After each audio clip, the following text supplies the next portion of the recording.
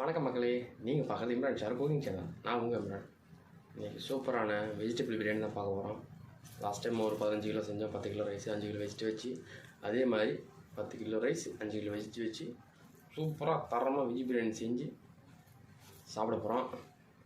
வாங்க, அது ஈஸியாகவும் சூப்பராகவும் நம்ம ஸ்டைலில் எப்படி செஞ்சு பார்க்கலாம். சமைக்க ஆரம்பிக்கலாம். மக்களே, இன்றைக்கி 10 கிலோ ரைஸ் 5 கிலோ வெஜ் டேபிளில் வச்சு வெஜ் பிரியாணி செய்ய போகிறோம். அதுக்கு ஃபஸ்ட்டு 2 லிட்டர் ஆயில் சேர்த்துக்கலாம்.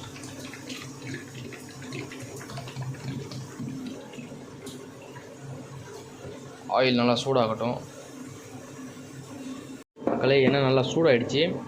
இப்போது பட்டை வகைகள் எல்லாத்துலேயும் 10 கிராம் 4 கிலோ வெங்காயம் சேர்த்துக்கலாம்.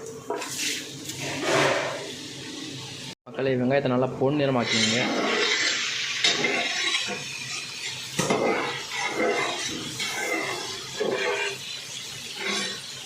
வெங்காயத்தை இந்த நல்லா பொன்னிறமாக்கிங்க.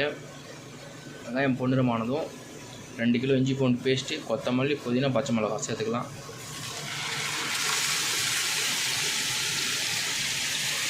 சேர்த்து ஒரு 2 நிமிஷம் நல்லா வதக்கிடலாம். சரிங்களா? பச்சை வாசனை போகிற வரைக்கும். மக்களே, இஞ்சி பூண்டோட பச்சை வாசனைலாம் போயிடுச்சு. இப்போது 4 கிலோ தக்காளி, 2 லிட்டர் தயிர், 150 கிராம் மிளகாய்த்தூள், 50 கிராம் மஞ்சள் தூள், 150 கிராம் தனியாத்தூள், இது 3 சேர்த்துக்கலாம்.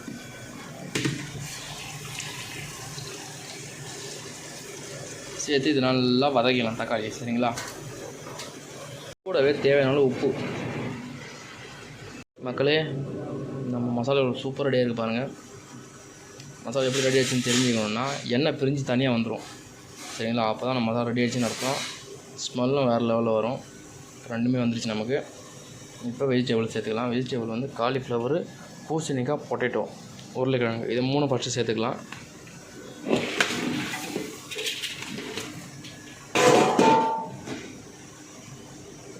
இது 3 சேர்த்து ஒரு 10 நிமிஷம் மசாலா கூட மிக்ஸ் பண்ணி விடுவோம். 10 நிமிஷம் மசாலா கூட இந்த வெஜிடபிள் நல்லா மிக்ஸ் ஆகிடுச்சு. இப்போ கேரட்டு, பீன்ஸு, பச்சை பட்டாணி, இது 3 சின்ன சின்னதாக கட் பண்ணி வச்சுருக்கேன். இது 3 இப்போ சேர்த்துக்கலாம்.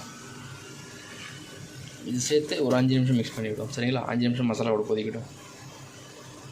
மக்களே, வெஜிடபிளாக நல்லா மசாலா கூட மிக்ஸ் ஆகிடுச்சு. சூப்பராக நல்லா ஃப்ளேவராக இருக்குது. இப்போ தேவையான தண்ணி சேர்த்துக்கலாம். நான் தண்ணியை சூடு பண்ணி வச்சுருக்கேன். கரெக்டான அளவில் தண்ணியை சேர்த்துக்கலாம். அவன் வந்து இன்றைக்கி 1க்கு 1.25 கனவு தான் அளவில் தண்ணியை சேர்க்க போகிறேன். இன்றைக்கி பார்ப்போம் நம்ம வெஜ் பிரியாணி எவ்வளோ டேஸ்ட்டாக வருதுன்னு. சரிங்களா? மக்களே, மசாலா நல்லா கொதிக்குது பாருங்கள். இப்போ ரைஸ் சேர்த்துக்கலாம். சரிங்களா? மக்களே, பாஸ்மதி ரைஸு நல்லா 3 தண்ணியில் வாஷ் பண்ணிவிட்டு 4வது தண்ணி பிடிச்சி 1 மணி நேரம் ஊற வச்சு எடுத்து வச்சுருக்கேன். இப்போ இது சேர்த்துக்கலாம். மக்களே, ரைஸை சேர்த்தாச்சு.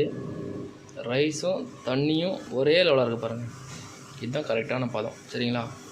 ஒரு 2-3 நிமிஷம் நல்லா ஃபுல்லாக பபுள்ஸ் வந்ததுக்கப்புறம் நம்ம தம் விட்டுடலாம். 20 நிமிஷத்துக்கு அப்புறம் ஓப்பன் பண்ணி காட்டுறேன். வேறு லெவலில் வந்திருக்கும், பார்க்கலாம். சரிங்களா? மக்களே, நல்லா பபுள்ஸ் வருது பாருங்கள். இப்போ தம் விட்டுடலாம். சரிங்களா? தம் விட்டு 20 நிமிஷம் கரெக்டாக 20 நிமிஷம் அப்புறம் ஓப்பன் பண்ணி காட்டுறேன், பாருங்கள். மக்களே, 20 நிமிஷம் ஆச்சு. ஓப்பன் பண்ணி பார்த்தேன். எவ்வளோ சூப்பராக நம்ம வெஜ் பிரியாணி ரெடியாக இருக்குது பாருங்கள். கரெக்டாக 20 நிமிஷம் விட்டேன். அரிசி எவ்வளோ உதிரியாக இருக்குது பாருங்கள்.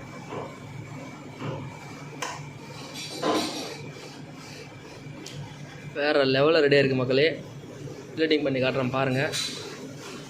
மக்களே, நம்ம வெஜ் பிரியாணி பாருங்கள் எவ்வளோ சூப்பராக ரெடியாக இருக்குது. உதிரியாக அரிசி குழையாமல் வெஜிடபிள் வேறு லெவலில் டேஸ்ட்டு.